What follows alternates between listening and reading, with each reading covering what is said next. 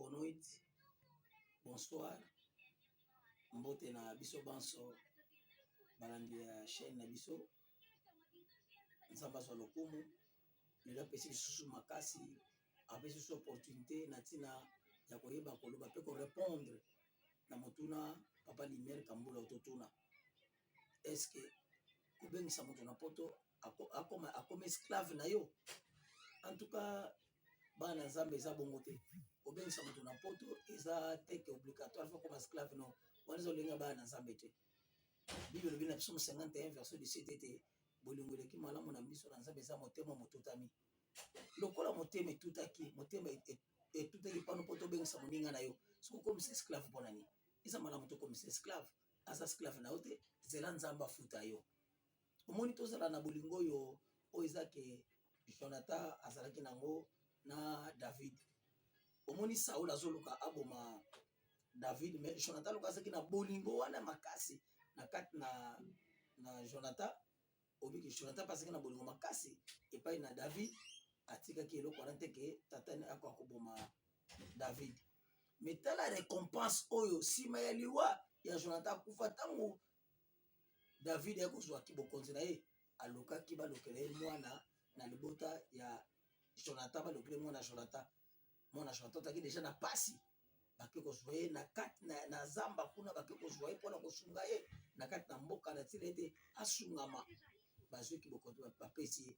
Alors ntango yo sungi totika nzambe asala récompense kolinga ateke okomisa kolinga esclave wana ozwa eloko te. Pe ya mibale eza teke soki moto ake na poto ye pe so aza obligé ka fa bengisa moto non, eza bongo te. Eza makambo na nzambe boso soki yake ezweli eza mokie bongo moto pe ozolinga obengisa soki nzambe aprogrammaki teke na kati na ville faki ne poto o batuka moto osala ya fo volonté na nzambe. Eloko biso bana nzambe tokosala likambo nyonso ya volonté na nzambe. Omoni Abraham eloko tuso osala na volonté na nzambe ezala na kati na réussite. Nzambe ayebisi Abraham ete alongwa na kati na mboka azalaki na kati na kota na Judée biso na Josué 24 kwa te côté papa nazalaki ezaki côté bato mo asala banzamba ya bikeko. Asepela ete sengi alongole kuna pa ke beniri alongwa ka ke beniri kota kende ko beniri. Yesu ye moko nzamba ayebisi ete bolo ayebisi Joseph te longola mwana awa bokele kate bokesa refuge kuna. Alors eloko tout soki eza na volonté nzambe eza malamu.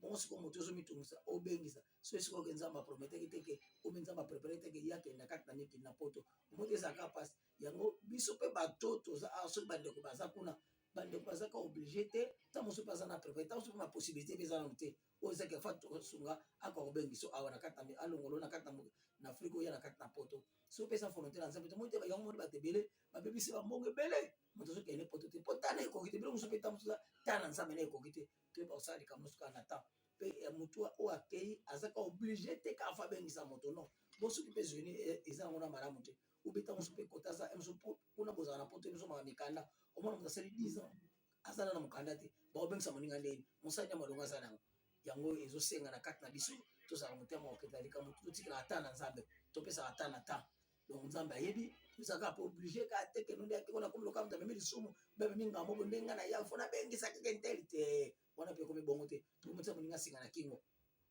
boso nzambe pe brandi ndekwana akende na kati na mikina poto te yango totikala makambo nyonso totikala tango na tango totikala nzambe nzela olemuka yebi donc kobengisa pe moninga na poto ezaka to bengisa na lola non tant bengisa moninga na poto ko comme esclave te obi no beta ngo lisolo ke no po bible bete soko le boko mbale pesi ya mose yebate aloka bengisa ki intel na poto donc comme ça histoire moni yeso ki ngai te oyete wapi nzambe ne kat no soki yote wapi donc soki obengisa moninga na poto eza mabete eza normal eza fallait play osali pona osunga moninga pona osala po babili no fait la force tant musuna oyo na oyo tant likambo eza boko me ko mo kosunga pe baninga en tout cas moi contribution na zaki nango yango pona libota pona kopesa en tout cas merci. On la pombe la biso. Merci. Amen.